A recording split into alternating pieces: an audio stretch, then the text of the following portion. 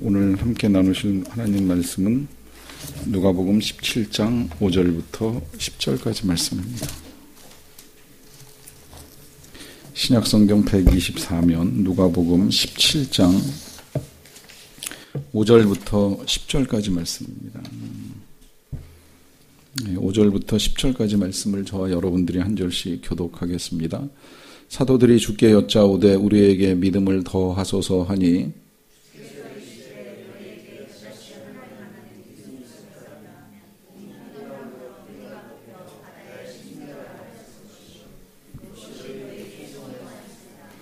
너희 중에 누구에게 밭을 갈거나 양을 치거나 하는 종이 있어 밭에서 돌아오면 그더러 곧 와 앉아서 먹으라 말할 자가 있느냐?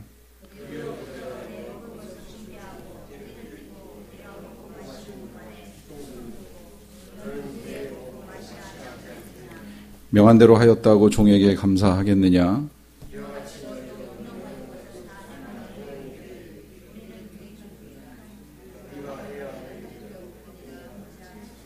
아멘. 연말이 다가오는데요. 어느 교회에서 송구영신 예배, 그러니까 12월 말일 날 밤에 새해를 맞이하면서 예배를 드리는 그 예배 시간에 그러니까 송구를 하면서 한 해를 보내면서 1년 믿음 평가표 작성하는 시간을 가졌다는 이야기를 전해 들은 일이 있습니다. 한 해를 돌아보면서 어떻게 신앙생활을 했는지에 대해서 이제 평가표를 그 예배에 출석한 모든 분들에게 다 나눠주고 각자 이렇게 체크하면서 이제 점검해보는 시간을 가진 거예요. 이 체크 항목에는 이 1년 동안 성경 얼마나 읽었는지, 몇 장 읽었는지부터 시작해서 새벽기도 출석 몇 번, 수요예배 출석 몇 번, 금요기도에 출석 몇 번, 또 주일예배 출석 몇 번, 이제 이거 다 체크해서 점수 먹이고 합산해서 이제 평가를 내리는 이제 일을 하는 작업했다 하는 이야기를 들은 적이 있습니다. 그렇게 평가하면 몇 점 나올지 모르겠는데 그런 식으로 평가해서 우리의 믿음 1년 동안 믿음 생활 잘했나 못했나 알 수 있을까 하는 이제 의문 생겨요. 우리 교회 아직까지 이제 해본 적 없고 앞으로도 당장은 할 생각이 없어요. 그런 걸 가지고 우리의 믿음을 볼 수 있다 없다 말할 수 없기 때문에 이제 그렇게 해서 점수가 잘 나와도 문제고 안 나와도 문제. 안 나오면 안 나온 대로 얼마나 좌절이 크겠습니까? 또 나오면 나오는 대로 얼마나 자부심이 또 우리를 교만하게 만들겠습니다. 난 그래도 이 정도는 했어라고 하는 그 마음 들 때부터 이제 그 또한 썩 좋은 이제 모습은 아니라 하는 생각이 들어요. 참고로 이제 우리가 그 송구영신 예배 드릴 때 안 하는 것 중에 한 가지가 올해 나에게 주시는 하나님의 말씀 뽑는 것도 이제 다른 교회에서 많이 하는데 이제 안 하는 이유 중에 하나는 말씀은 매일 받아야지 1년에 한 절 붙들고 갈 수 없다는 저 나름의 확신 때문에 이제 그거 재미있는 줄은 알아요. 제 것 대신 뽑아다 주는 사람도 있어요. 받아보고 그냥 끄떡끄떡 하지만 그러나 그렇게는 살 수 없다는 생각 때문에 이제 그거 우리 교회는 하지는 않는데 그러나 이거 하나는 우리가 좀 한번 점검을 해볼 필요는 있습니다. 한 해가 마무리되면서 적어도 이 1년 동안 이걸 1년 단위로 끊어도 되고요. 여러분 5년 단위로 끊어도 되고 10년 단위로 끊어도 되고 돌아보아 지나온 시간 동안에 내 믿음의 상태, 내 믿음의 수준은 어떻게 되었나 하는 걸 생각을 해볼 필요는 있죠. 이걸 그냥 열심이나 출석이나 횟수나 이제 이런 것 물론 평가하기는 그게 제일 객관화시켜서 평가하기에는 좋아요. 그러니까 잘 안 되면 개수화시키는 게 가장 명료하기는 한데 자칫 잘못하면 이 또 개수화시키는 것의 위험은 뭐냐면 숫자만 늘리면서 그 숫자가 이제 쌓이면 그게 공로가 되고 이제 그 공로가 이제 나를 대단하게 여기게 만드는 이제 유혹에 빠뜨립니다. 그래서 예를 들어서 그냥 쉽게 이야기하면 성경 통독 하나 놓고 이야기하면 그래요. 이게 한 번, 두 번 읽을 땐 감동이고 은혜인데요. 읽는 횟수가 많아지면 내가 20번 읽었네, 30번 읽었네, 50번 읽었네. 횟수가 자랑거리가 되는 거예요.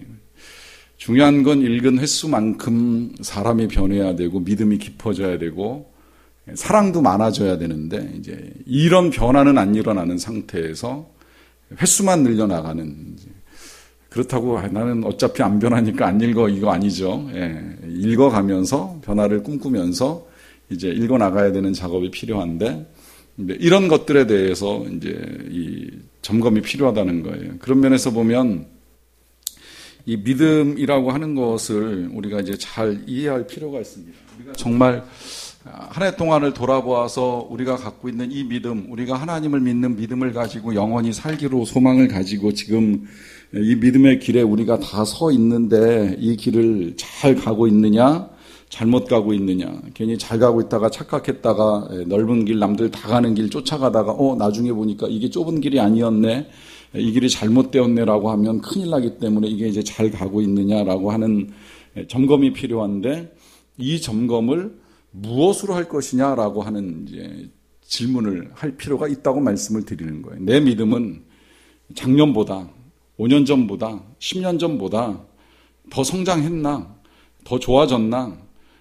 더 달라졌나? 그럼 뭐가 좋아지고 뭐가 달라졌나? 분명히 구체적인 내용들이 있을 수 있어야 된다라고 하는 것이죠. 이제 그걸 점검하는 게 더 정확하게 이제 필요하다라고 하는 것입니다. 놀랍게도 오늘 그 본문 시작하는 5절에서 보시면 제자들이 예수님에게 요청하는 내용이 아주 중요한 걸 요청합니다. 사도들이 주께 여짜오되 우리에게 믿음을 더하소서라고 하는 아주 중요한 이제 요청을 해요. 이것만 하더라도 벌써 이 제자들이 예수님 만나고 시간이 흘러서 지금 요 17장까지 오는 동안에 변화가 일어나는 거예요. 그 변화는 뭐가 제일 중요한지를 깨달은 겁니다. 이것만 알아도 사실은 많이 발전한 거라고 볼 수 있어요. 제가 지난 주일에 말씀 나누면서 정말 다 빼앗기거나 다 얻지 못해도 이거 하나 꼭 지켰으면 좋겠다라고 하는 그것 무엇인지 생각해 보시라 하는 말씀을 이제 드리는 일이 있었는데 여러분 그거 정말 뭡니까? 근데 그걸 생각함에 있어서 머릿속이 복잡해지면 뭐 대답할 것이 주저되면 이게 지금 우리가 믿음의 바른 길을 가지 못하고 있는 거예요. 왜냐하면 이게 지금 혼동이 일어나고 있는 거거든요. 진짜 중요한 것과 이 세상에서 중요하게 느껴지는 것과의 혼란이 일어나는 겁니다. 믿음의 특성 가운데 한 가지는 사람이 단순해져요. 그 단순함 가운데 예를 들면 어떤 단순함이냐면 뭐가 중요합니까? 그러면 믿음이 중요합니다. 영혼이 중요합니다. 예수님이 중요합니다. 그냥 툭툭툭 튀어나오는 게 정확한 거예요. 바른 거예요.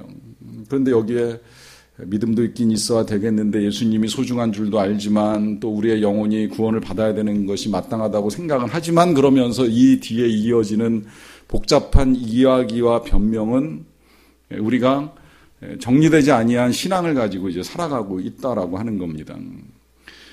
고민하고 그게 꼭 필요하다라고 여겨지면 그게 하나님께 구할 것이 되는 거예요. 그걸 가장 잘 보여주는 사람이 솔로몬이에요. 솔로몬이 1000번제를 드리고 나서 하나님께서 너 뭐가 필요하냐 나타나서 물으셨을 때에 한마디로 딱 대답하잖아요. 지혜를 주세요. 난 이 백성 너무 많은데 어떻게 다스려야 될지 모르니까 다스릴 수 있는 지혜를 주세요. 그것만 생각했던 거예요. 다른 생각이 없었어요. 뭐 당장에 내가 이제 왕이니까 뭐 좋은 신하들을 붙여주시든지 아니면 뭐 힘 있는 군사를 만들어 주시든지 아니면 뭐 정말 부귀영화를 덧입혀달라든지 구할 건 많았지만 마음속에 내가 어떻게 잘 이끌어갈 수 있을까? 어떻게 잘 다스릴 수 있을까? 이거 고민하다 보니까 질문 나오기가 무섭게 지혜가 필요합니다. 분명하게 요구하는 겁니다. 그 구하는 게 솔로몬의 수준이었고 솔로몬의 믿음이었던 거예요. 그런 모습을 지금 이제 제자들이 보여주는 겁니다. 우리에게 믿음을 더하소서. 그런데 이 믿음을 더해달라고 하는 제자들이 뜬금없이 이런 말씀을 드리는 건 아니라는 걸 이제 조금 보셔야 되는 것인데 그 요청을 드리게 된 이유는 이제 배경이 있어요. 그 배경이 뭐냐면 조금 넓게 보면 이 예수님께서 바리새인들과 나누었던 대화, 하나는 이제 그 불의한 청지기의 비유를 통해서 이 불의의 제물로 친구를 사귄 이제 이 청지기의 말씀하시는 일이 있었고, 또 하나는 부자와 나사로의 비유를 통해서 천당에 간 거지 나사로와 지옥에 간 이제 부자의 이야기를 듣는 일이 있었어요. 이런 말씀 이렇게 듣다 보면 나는 불의한 청지기 같은 믿음을 가지고 있는가 이제 고민이 되는 거죠. 거기다가 부자와 나사로 이야기 듣고 나서 보니까 부자가 의로운 줄 알았더니 오히려 불의했고, 나사로가 거지로 병들었는데 불의한 줄 알았더니 이제 의롭다, 이제 이런 이제 생각을 하면서 혼란이 일어나요. 근데 여기 이 혼란에다가 예수님이 한 번 더 뭐라고 말씀하시냐면, 실족해 하는 것이 없을 수는 없겠지만 실족하게 하는 자에게 화가 있도다라고 하면서 작은 자 한 사람도 잃어버리면 안 된다라고 하는 말씀하시고요. 그와 더불어서 또 무슨 말씀하시냐면, 만약에 형제가 죄를 범하면 용서하라. 그가 혹시 7번이라도 죄를 짓고 다시 와서 회개한다 말하면은 또 용서하라라고 하는 말씀하세요.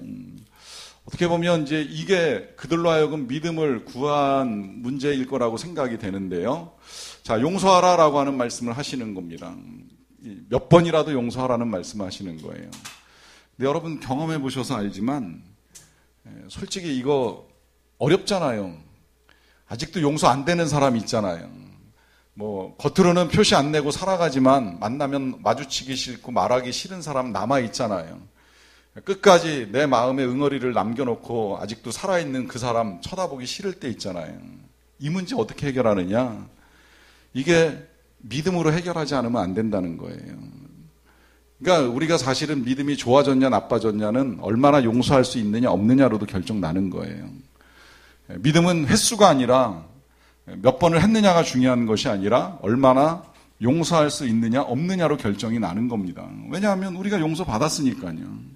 용서받은 우리가 용서하는 게 너무 당연한 거니까 이 사랑, 이 용서, 이게 우리의 믿음의 크기를 결정짓는 요인이 되는 거예요. 이걸 제자들이 알고서 어떻게 용서하나, 믿음 없이 어떻게 용서가 될 것이냐 하니까 믿음을 더해달라라고 하는 부탁 드리는 겁니다. 기도를 드리는 거죠. 그러자 예수님이 그 믿음에 대해서 뭐라고 말씀하시냐면 6절입니다. 주께서 이르시되 너희에게 겨자씨 한 알만한 믿음이 있었더라면 이 뽕나무더러 뿌리가 뽑혀 바다에 심기어라 하였을 것이요 그것이 너희에게 순종하였으리라 그래요. 자, 이 말씀 한 번쯤은 들어보셨을 가능성이 있을 거라고 생각을 하는데, 예수님이 이렇게 말씀하셔요. 겨자씨 한 알만한 믿음만 있으면 뽕나무를 뽑아서 바다에 던질 수도 있다 그래요. 혹시 이런 믿음 가지고 계신 분 계시면 보여주시면 함께 은혜를 나눌 수 있을 것 같아요. 없다면 우리는 이 말씀대로라고 한다면 겨자씨 한 알만한 믿음이 없는 건가라고 하는 이제 의문이 생겨나는 거죠.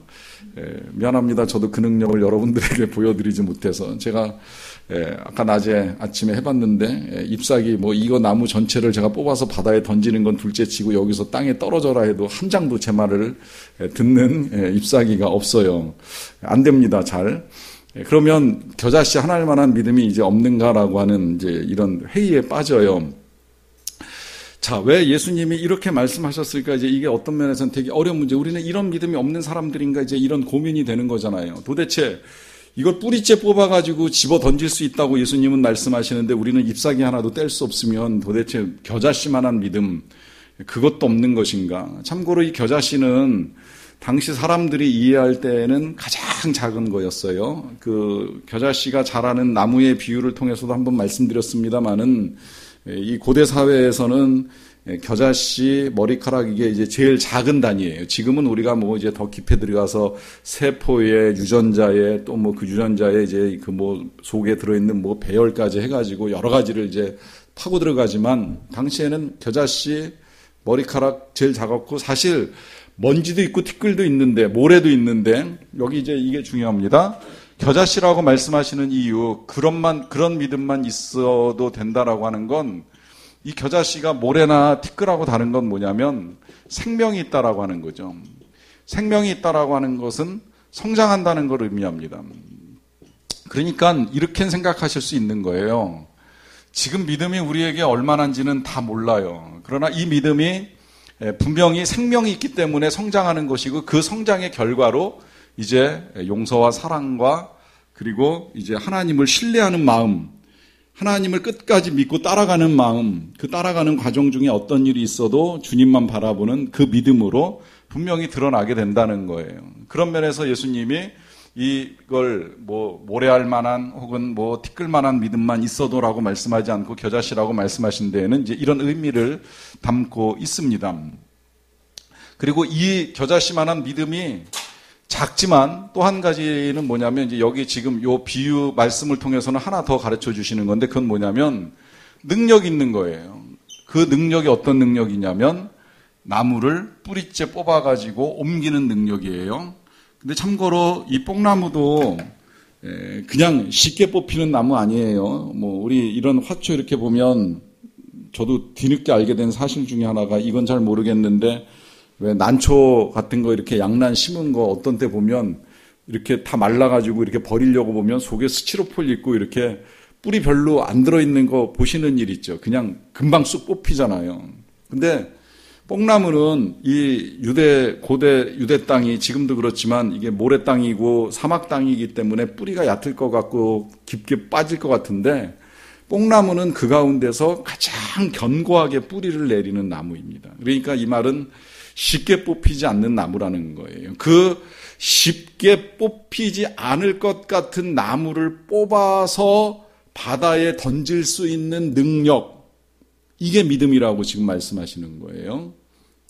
자, 이렇게 예수님이 말씀하시고 나서 그 말씀을 듣고 생각을 해보면 우리 믿음을 좀 돌아보게 돼요. 그럼 진짜 우리 믿음은 도대체 뭔가?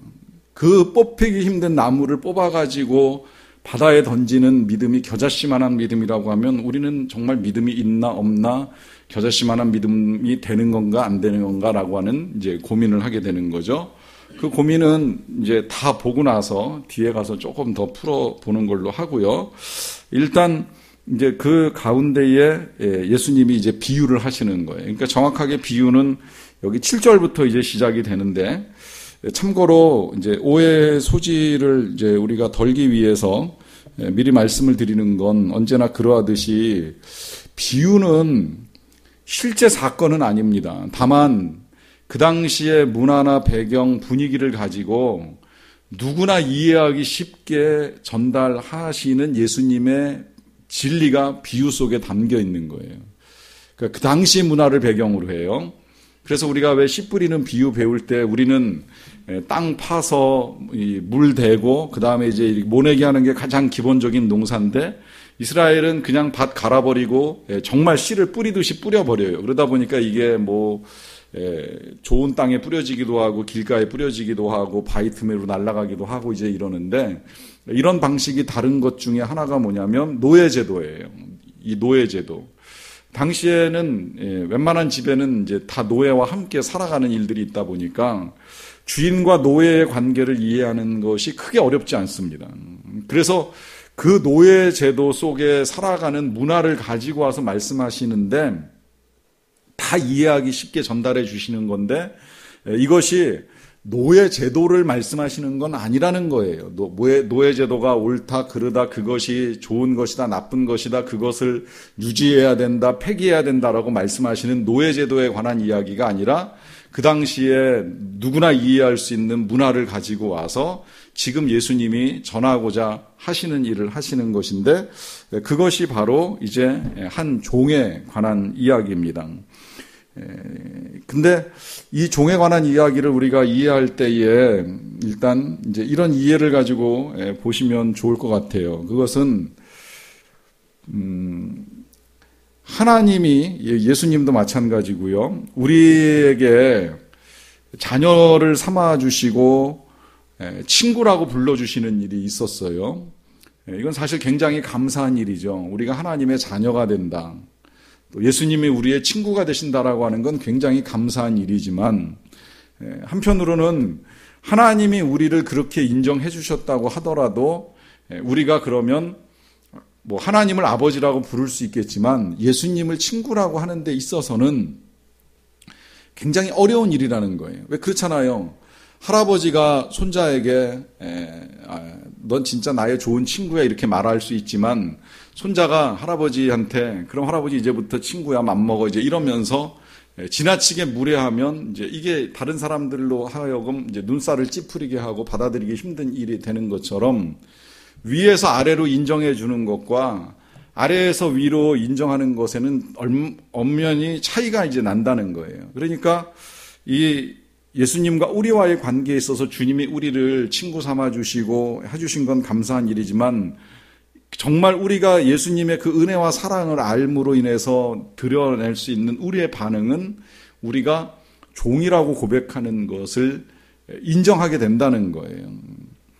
이제 그 대표적인 예로 보여주는 것이 사도 바울의 모든 편지에서 대부분 다 자기 자신을 소개할 때 그리스도의 종이라 이런 표현 사용하죠. 이게 엄밀하게는 내가 그리스도의 노예다 이제 이런 표현이 그냥 사용된 거예요. 이제 우리말로 번역할 때 종이라고 번역을 한 것뿐이죠.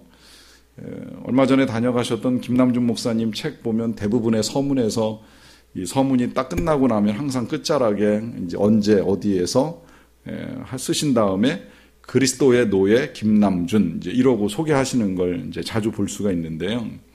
이런 고백이 사도 바울의 고백이고 주님을 섬기는 사람들의 고백이라고 하는 것입니다. 일단 섬긴다는 것 자체가 이제 종의 위치에 있겠다는 것이고 종의 자세로 섬기겠다라고 하는 거니까 이제 그런 자세를 가지고 섬기는 사람에게 하시는 말씀이에요. 어떻게 섬겨야 되느냐 이제 이걸 가르쳐 주면서 믿음이 뭔가를 우리에게 알려주시는데요. 7절부터 좀 더 보겠습니다. 너희 중에 누구에게 밭을 갈거나 양을 치거나 하는 종이 있어서 밭에서 돌아오면 그더러 곧 와 앉아서 먹으라 말할 수가 있느냐 그래요. 이건 당시 분위기 속에 당시 사회 속에서 종을 대하는 주인들의 태도를 가지고 이야기하는 거예요. 자, 종이 밭에서 돌아왔어요. 밭을 갈거나 양을 치는 일을 하다가 이제 저녁에 돌아온 겁니다. 그런데 돌아온 그 종에게 와서 앉아라, 먹어라 말하는 주인이 있느냐? 없다는 거예요. 오히려 무슨 일이 일어나느냐 하면 도리어 그더러 내 먹을 것을 준비하고 띠를 띠고 내가 먹고 마시는 동안에 수종 들고 너는 그 후에 먹고 마시라 하지 않겠느냐라고 하면서 종에게 무슨 일을 해요? 명령을 합니다. 명령을 하다 보니까 종은 어떻게 해야 되느냐 하면 수고할 수밖에 없다는 거예요. 이 수고가 뭐냐면 밭일로부터 시작을 해서 그 다음에 주인이 먹게 될 것들을 준비하고 그 준비한 것을 준비해서 다 차려드리고 난 다음에 끝나는 것이 아니라 주인이 식사를 하는 동안에도 그 주인 옆에 서가지고 뭐 하라고요? 수종 들라고. 이 수종 들다는 건 뭐 하는 건지 아시죠? 먹는 중에 야 양념 좀 더 가져와 그러면 갖고 와야 되고 물 좀 더 떠와 그러면 떠와야 되고 숟가락 떨어뜨리면 가서 하나 다시 가져와 그러면 그거 집어갖고 오는 이 모든 심부름을 통틀어서 수종이라 그러잖아요. 이런 모든 수고가 종에게 얹어집니다. 자, 여기서 보시면 이제 이런 구분 좀 필요할 수 있을 것 같아요. 일단 당시에 사실 모든 종들이 다 이 모든 일들을 하지는 않았어요. 구분됩니다. 밭일하는 종, 양치는 종, 그리고 집안에서 음식 만드는 종, 심지어는 이제 이 로마 사회에서는 어떤 종까지 있느냐면 개인 교수로 집주인의 아들을 가르치는 일만 전담하는 종이 있어요. 이제 그걸 로마서에선가는 이제 몽학선생, 갈라디아서에선가 몽학선생이라고 표현하는 것이 개인 교수도 종으로 두는 거예요. 이제 그런 종은 굉장히 똑똑하긴 해요. 똑똑해도 종이에요. 그러니까 가르치는 일밖에 안 하는데 업무가 분담이 돼 있습니다. 그런데 이 주인 입장에서는 어느 날 이 음식을 준비해주고 수종드는 종이 잠시 집을 비웠어요. 무슨 일인지 몰라요. 뭐 장 보러 갔든지 어쨌든 이제 일을 하러 나갔을 터인데 때마침 밭일하고 돌아온 종이 그 종이 돌아오자마자 보니까 때마침 잘 왔네. 너 나 먹을 것을 준비해라 그러는 거예요. 이게 지금 우리의 시각으로 보면 부당한 거죠. 아니 난 밖에서 지금 밭일하고 양치를 하고 땀 흘려 일하고 지금 들어왔는데 더더군다나 허기져 죽겠는데 지금 나보고 또 음식을 만들라는 거야? 이것도 부당한데 그 부당함에 더하여서 뭐라고 이야기하냐면, 자, 와서 같이 먹으라 하는 것이 아니라, 나 먹는 동안에 옆에 서서 내 심부름 해라 하는 요구까지 하는 거예요. 결국은 이 수고가 어떤 수고가 되는 거냐면, 그냥 수고가 아니라 부당하고도 무리한 수고가 되는 겁니다. 이걸 하는 사람이 종이고, 예수님이 지금 이 비유를 통해서 우리의 믿음이 뭔가라고 하는 것을 말씀하고 계시는 거예요. 좀 힘들어요. 우리의 믿음을 지금 이렇게 용서라고 말씀하시는 것도 힘들고 수고라고 말씀하시는 것도 힘든데, 그 수고가 그냥 수고가 아니라 이런 것까지 해야 되나 싶은 것까지도 때로는 하나님이 요구하시는 수고가 있을 수 있다라고 하는 겁니다. 그런데 그 다음에 뭐라고까지 말씀하시냐면, 이제 9절로 넘어가서 일단 볼게요.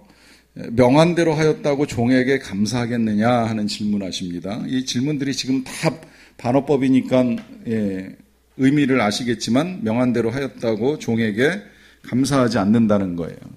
자, 뭐 감사는 둘째치고 지금 그 9절 앞부분에 보시면 종은 어떤 태도를 보여요? 명한 대로 행합니다. 명한 대로 행한다는 건 무슨 이야기가 되는 거예요? 순종한다는 거예요. 다 순종한다는 겁니다. 밭일도 순종하고 음식 준비도 순종하고 옆에서 수종 두는 것까지 다 순종을 했어요. 그런데 돌아오는 건 뭐예요? 아무런 감사가 없습니다. 그러니까 순종으로만 끝나는 것이 아니라 그 다음에 뭐가 없느냐면, 감사가 없다는 말은 보상이 없다는 이야기가 되는 거예요. 주인으로부터. 이 보상이 뭐 그렇게 대단한 걸 요구하는 것도 아니고, 무슨 이거 했다고 해서 무슨 상을 내려달라고, 밥 차려달라고, 한 끼 먹게 해달라고 하는 이야기를 하는 것도 아니고, 딱 한 가지잖아요.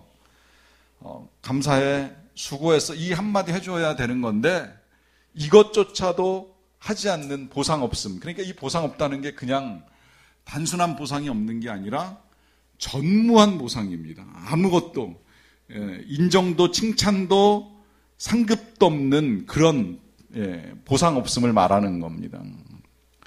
조금 힘들어요.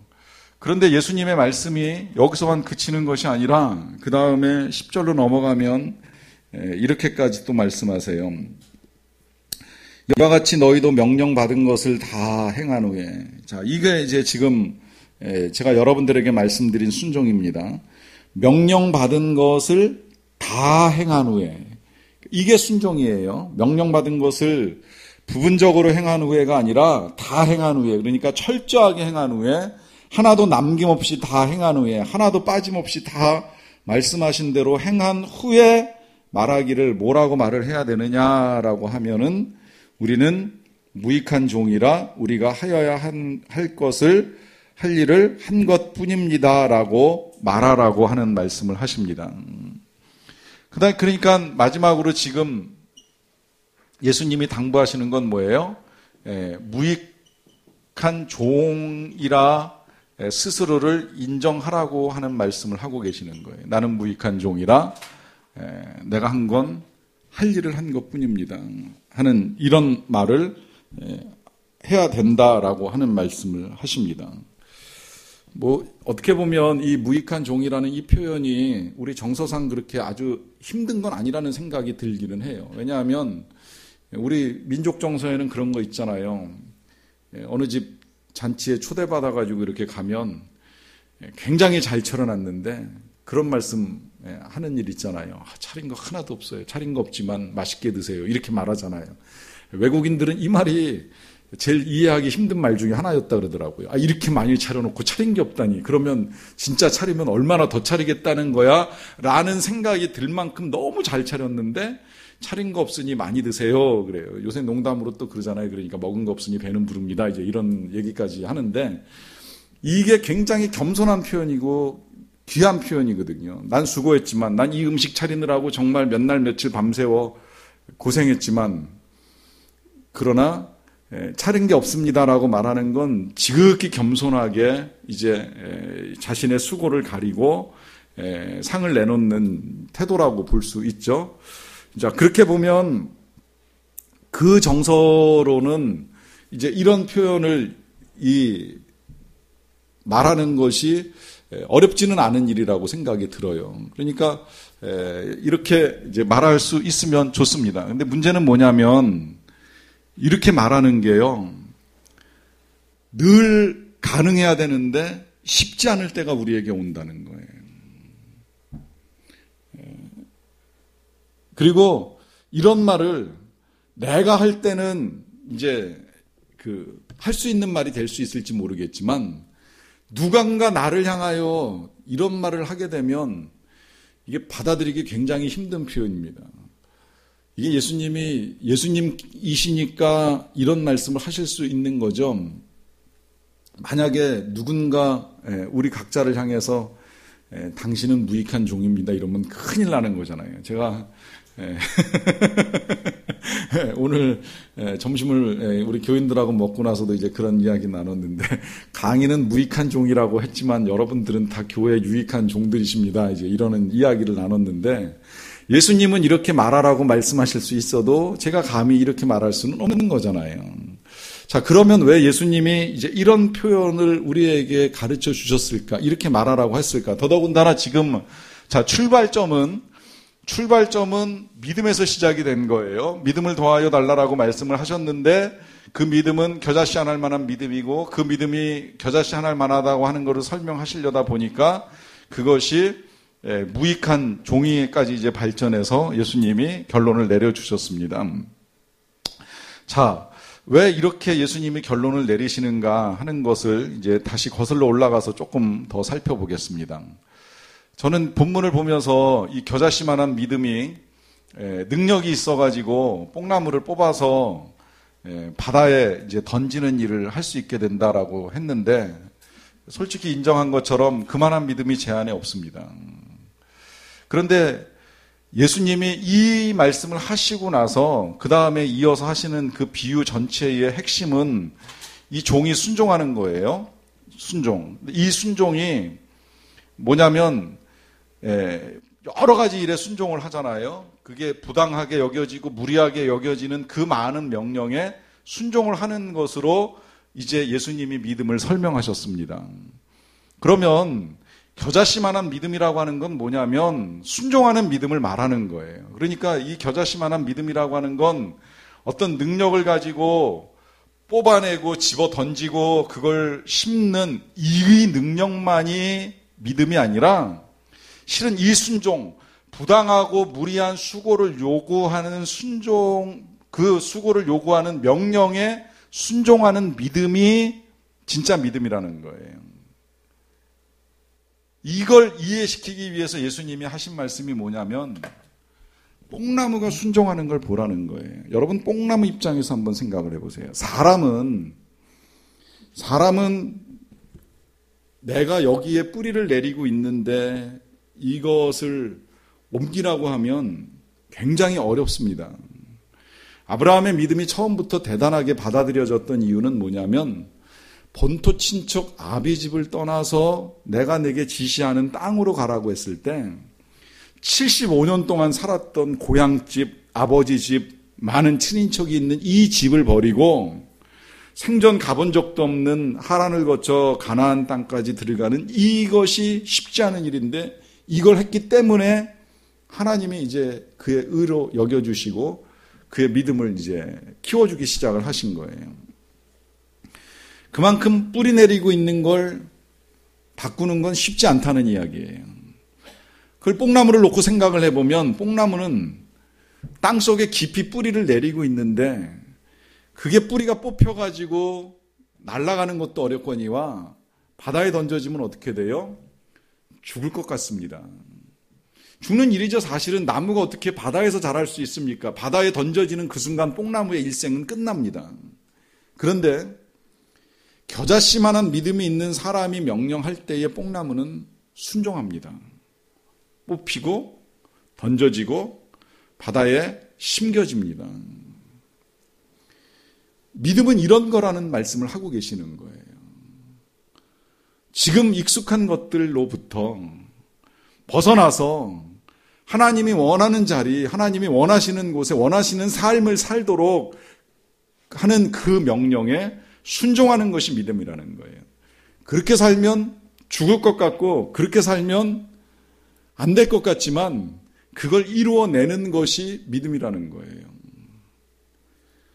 제가 엊그제 일기 보다가 놀란 이야기가 하나 있어요. 다른 분들 일기 이렇게 읽어나가다가 도대체 영성관리가 안 되다 보니까 전화기를 이 투지폰으로 바꾸시겠다고 결단하고 바꾸신 분이 계시더라고요.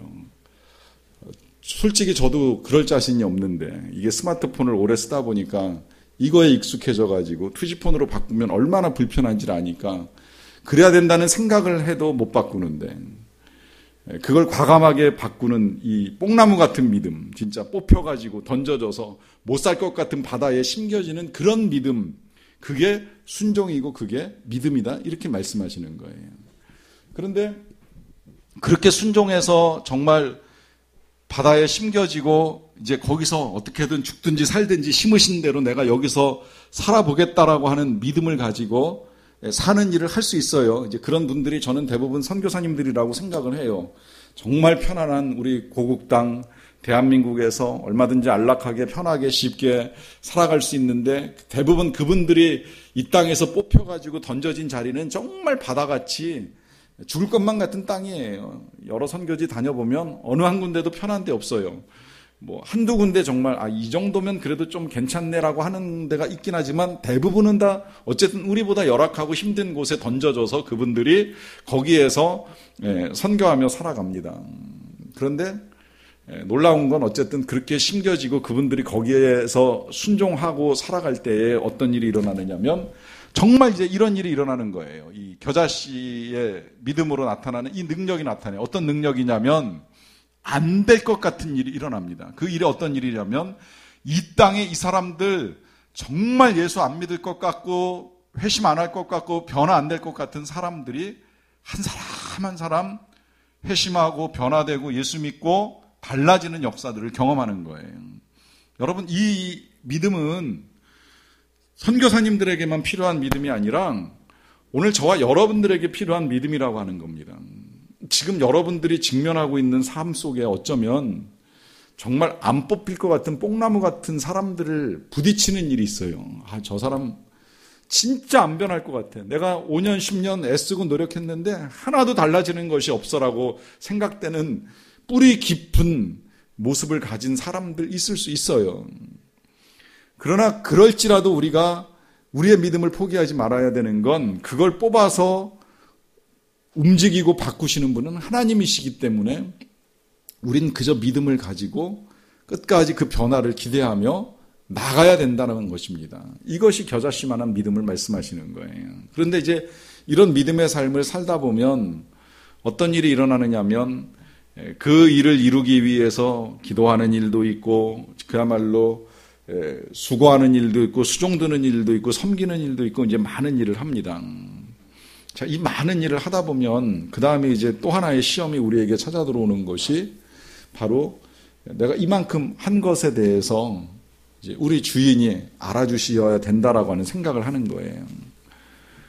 이게 우리가 처음에 시작할 때는 모든 일들을 다 은혜로 감사함으로 기쁨으로 합니다. 만약에 여러분들이 적어도 여기 오신 분들은 제가 보니까 그런 것 같은데 하나님의 은혜에 대한 감사나 감격이 없으면 이렇게 1년, 2년, 5년, 7년 이렇게 섬겨나가는 거 쉽지 않아요. 제가 수많은 성도님들을 접하면서 어디 한번 나도 해봐야지 그러고 초보적으로 덤볐다가 한두 주 해보고 나가 떨어지는 사람도 보는 일 많았어요.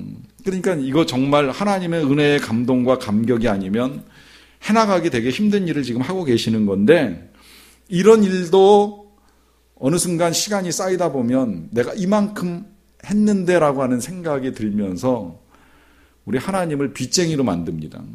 난 이만큼 했는데 하나님은 왜 나한테 이것밖에 안 주십니까? 내가 한 건 이렇게 많은데 하나님이 나한테 주시는 건 왜 이것밖에 안 됩니까? 라고 하면서 마치 하나님께 꿔준 것처럼 착각을 하는 일이 우리 안에 일어납니다. 여러분, 하나님은 우리에게 단 한 푼도 빚진 일이 없습니다. 빚을 졌다면 우리가 빚진 거죠. 사도 바울의 고백대로 우리가 복음에 빚지고 사랑에 빚졌기 때문에 그 사랑의 빚을 갚는 인생을 우리가 남은 생애 동안 사는 것인데 내가 좀 했다고, 내가 좀 수고했다고, 내가 좀 뭘 했다고 해서 그것 때문에 하나님을 빚쟁이로 만들어서 그 하나님께서 나한테 뭘 주셔야 된다라고 생각하는 이 생각이 자칫 지금까지 잘 해왔던 이 모든 믿음의 삶을 엉망으로 만들 수 있다는 거예요. 이제 그러다 보니까 예수님이 마지막에 가르쳐 주시는 고백이 바로 이 고백입니다. 나는 무익한 종이라 할 일 한 것뿐입니다라고 하는 고백을 하라는 겁니다. 이 고백은요, 우리가 하나님과의 관계에 있어서도 중요하지만 우리가 믿음 생활하는 중에도 우리가 상처받지 않고 쉬운 용서를 이루기 위해서 더더욱 필요한 고백이에요. 왜냐하면 사실 믿음 생활이라고 하는 것이 때로 우리가 정말 하나님께 드리고 하나님을 섬기는 일로 한다고 하더라도요, 때로는 사람들의 인정이나 사람들의 칭찬, 사람들의 알아주는 것이 없으면 마음 상할 때가 찾아오거든요. 속상하거든요. 그 속상함을 누구보다도 우리 예수님은 다 아시거든요. 아시니까 이렇게 가르쳐 주시는 거예요. 이런 말을 할 수 있어야 된다. 보세요. 우리 예수님이 선한 일을 할 때 당부하신 것 가운데 한 가지가 왼손이 하는 일을 오른손이 모르게 하라 하는 당부를 하신 일이 있습니다. 이 말씀이 쉽게는 그냥 교회가 하는 일을 세상이 모르게 하라 해가지고 오랫동안 교회가 하는 일을 세상에 이제 드러내놓지 않고 하다 보니까 세상에서는 교회가 무슨 일을 하는지를 모르고 이제 살아가는 일이 있었어요. 그러다 보니까 세상이 교회를 칭찬할 수 있는 기회를 이제 잃어버리기까지 했는데, 물론 우리가 한 걸 뭐 자랑 삼아 떠들고 알리고 할 필요는 없지요. 저는 지금까지도 우리 교인들 정말 익명적으로 헌신하고 무보수로 수고하는 이 모든 것들에 대해서 참 귀하고 감사하게 생각을 하는데요. 그러나 때때로 그런 것들로 인해서 우리의 마음이 힘들어질 때 예수님이 이 말씀을 통해서 일깨워 주시는 게 바로 이겁니다. 오른손이 하는 걸 왼손이 모르게 하라. 가장 몰라야 될 왼손이 누구일까요? 여러분, 그 왼손이 교회 안에서 함께 섬기는 성도다, 아니면 뭐 교회를 모르는 세상이다, 이렇게 생각하실 필요가 하나도 없고요. 그냥 내가 한 일 내가 모르는 게 최고다라고 생각을 하시면 제일 좋습니다. 내가 한 일을 내가 모르게, 이 말은 다시 말하면 내가 한 일을 내가 잊어버리면 그게 최고의 믿음이 되는 거예요. 내가 지금까지 해왔던 일, 예를 들면 내가 성경을 몇십 번을 읽었든지, 내가 얼마를 헌금했든지, 무슨 봉사를 얼마나 대단하게 했든지, 지금까지 한 일은 다 잊어버리고 내가 생각해보니 난 아무것도 한 게 없는 무익한 종이네, 이런 생각을 하면 누가 알아주던 몰라주던 상처받을 일 없어요. 칭찬하던 비난하던 맘 상할 일이 없어요. 미워하면서 용서 때문에 고민할 일도 없는 거예요.